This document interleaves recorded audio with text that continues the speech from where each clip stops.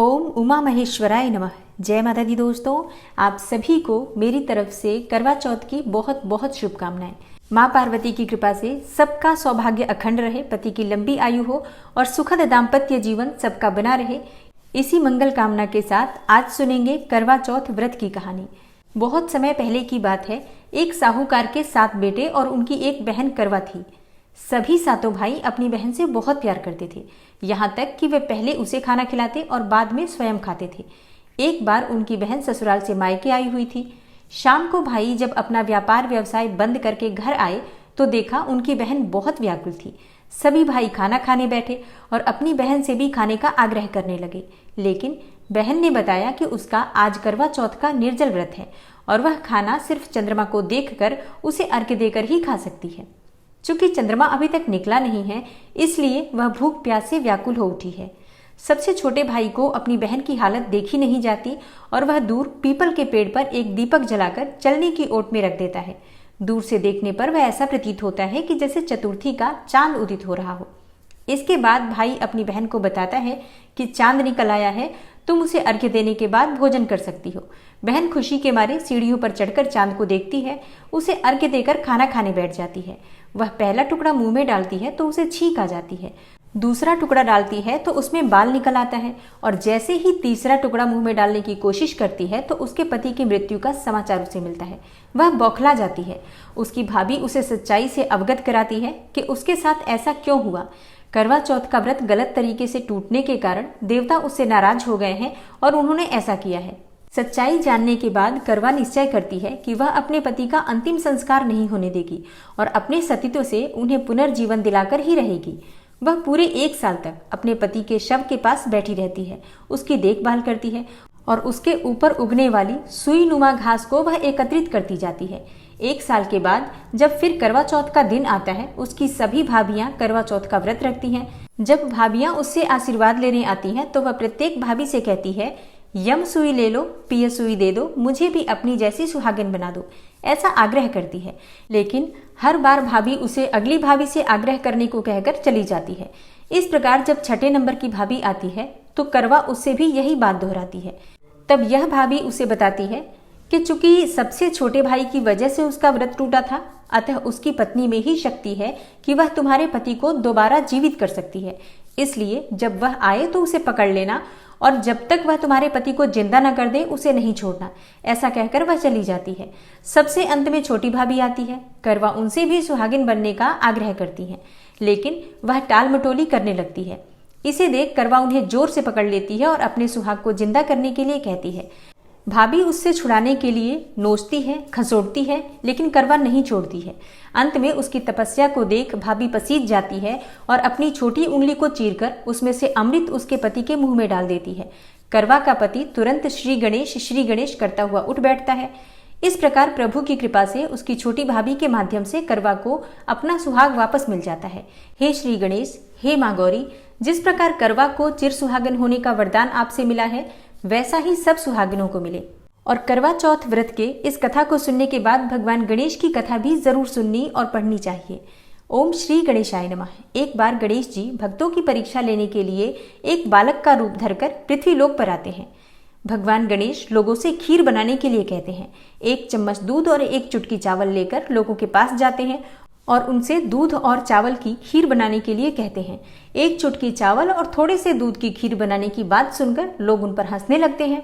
बहुत भटकने के बाद भी जब कोई खीर बनाने के लिए राजी नहीं होता है तो आखिर एक गांव में एक बुढ़िया को उन पर दया आ जाती है और वह बोलती है, ला बेटा, मैं बना देती हूँ खीर। ऐसा कहकर वह एक छोटी सी कटोरी लेकर आती है। यह देख बालक बोला, अरे माँ, इस कटोरी में क्या होगा, कोई बड़ा बर्तन लेकर आओ। बच्चे का मन रखने के लिए बुढ़िया बड़ा बर्तन लेकर आती है। अब बालक उसमें चावल और दूध उंडेलता है और देखते ही देखते वह बर्तन भर जाता है और उसके बाद भी चुटकी भर चावल और चम्मच भर दूध खत्म नहीं होता। बुढ़िया एक एक करके घर के सारे बर्तन ले आती है। सब बर्तन भर जाते हैं, लेकिन चुटकी भर चावल और चम्मच भर दूध खत्म ही नहीं होता। तब बालक उस बुढ़िया से कहता है कि वह खीर बनाने के लिए सामग्री को चूल्हे पर चढ़ा दे तथा गांव में जाएं और सबको खाना खाने का निमंत्रण देकर आए। जब खीर बन जाए तो उसे भी बुला लेना। बुढ़िया वैसा ही करती है। सारा गांव आता है और खीर खाकर चला जाता है, लेकिन उसके बाद भी खीर बच जाती है। बुढ़िया पूछती है कि वह इसका क्या करे। तब बालक ने कहा कि इस खीर को अपने घर के चारों कोने में बर्तन सहित उलटकर ढक दें और सुबह होने तक ऐसे ही रहने दें। और सुबह जब बुढ़िया बर्तन उठाकर देखती है तो हीरे जवाहरात से भरे हुए नजर आते हैं। श्री गणेश, जिस तरह से आपने बुढ़िया पर कृपा बनाई वैसे ही अपने सब भक्तों पर कृपा बनाए रखना। करवा चौथ व्रत की तीसरी कथा। एक बार पांडुपुत्र अर्जुन तपस्या करने नीलगिरी नामक पर्वत पर गए। इधर द्रौपदी बहुत परेशान थी। उनकी कोई खबर न मिलने पर उन्होंने भगवान कृष्ण को ध्यान किया, अपनी चिंता व्यक्त की। कृष्ण भगवान ने कहा, बहना, इसी तरह का एक प्रश्न एक बार माता पार्वती ने शंकर जी से भी किया था। तब शंकर जी ने माता पार्वती को करवा चौथ का व्रत बतलाया था। इस व्रत को करने से स्त्रियां अपने सुहाग की रक्षा हर आने वाले संकट से वैसे ही कर सकती हैं जैसे एक ब्राह्मण ने की थी। प्राचीन काल में एक ब्राह्मण था। उसके 4 लड़के एवं 1 लड़की गुणवती थी। एक बार लड़की मायके में थी तब करवा चौथ का व्रत पड़ा। उसने व्रत को विधि पूर्वक किया। पूरे दिन निर्जला रही, कुछ खाया पिया नहीं। पर उसके चारों भाई बहुत परेशान थे कि बहन को प्यास लगी होगी, भूख लगी होगी और बहन चंद्रोदय के बाद ही जल ग्रहण करेगी। भाइयों से न रहा गया। उन्होंने शाम होते ही बहन को बनावटी चंद्रोदय दिखा दिया। एक भाई पीपल की पेड़ पर छलनी लेकर चढ़ गया और दीपक जलाकर छलनी से रोशनी उत्पन्न कर दी। तभी दूसरे भाई ने नीचे से बहन को आवाज दी, देखो बहन, चंद्रमा निकल आया है, पूजन करके भोजन ग्रहण करो। बहन ने भोजन ग्रहण किया। भोजन ग्रहण करते ही उसके पति की मृत्यु हो गई। अब वह दुखी होकर विलाप करने लगी। तभी वहां से रानी इंद्राणी जा रही थी। उनसे उसका दुख न देखा गया। ब्राह्मण कन्या ने उनके पैर पकड़ लिए और अपने दुख का कारण पूछा। तब इंद्राणी ने बताया, तूने बिना चंद्र दर्शन किए करवा चौथ का व्रत तोड़ दिया, इसलिए यह कष्ट मिला है। अब तू वर्ष भर की चौथ का व्रत नियम पूर्वक करना तो तेरा पति जीवित हो जाएगा। उसने इंद्राणी के कहे अनुसार चौथ व्रत किया तो पुनः सौभाग्यवती हो गई। इसलिए प्रत्येक स्त्री को अपने पति की दीर्घ आयु के लिए यह व्रत अवश्य करना चाहिए। द्रौपदी ने यह व्रत किया और अर्जुन सकुशल मनोवांछित फल प्राप्त करके वापस लौट आए।